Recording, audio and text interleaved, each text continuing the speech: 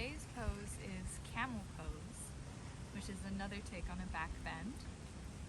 And a lot of times students will complain about lower back sensitivity in this pose. So if you are susceptible to lower back pain, be very mindful about practicing this pose.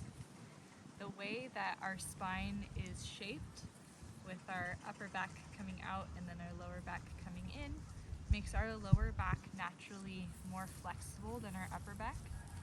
So while a lot of times this pose might feel like it's about stretching the lower back, it's really about expanding through the upper chest.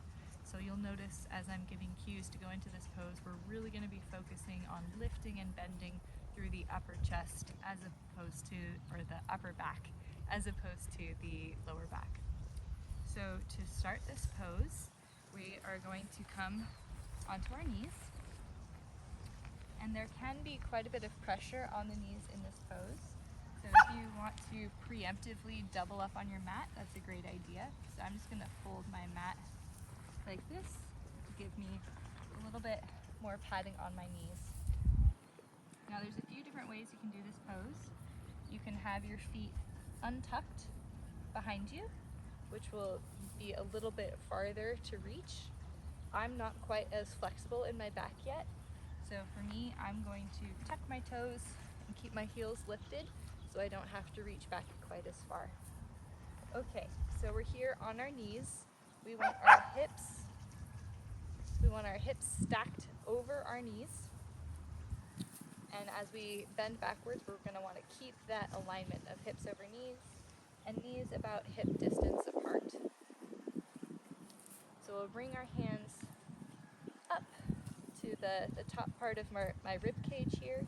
We're going to roll the shoulders and the arm bones back in together. And I'm going to lift through my chest as I send the crown of my head towards the sky, and lift and bend and lift and bend. And this may be quite enough. Thank you, Bill. This may be enough for some people just here, and that's great. If you want to continue the pose, drop your hands down and find your feet and press your hips forward so you keep that alignment of your hips over your knees, and focusing on opening and stretching through the upper back. Really press your hamstrings towards your thighs, lengthening tailbone down towards the floor. And to come out of this, engage your upper back muscles and come up. And that is camel pose.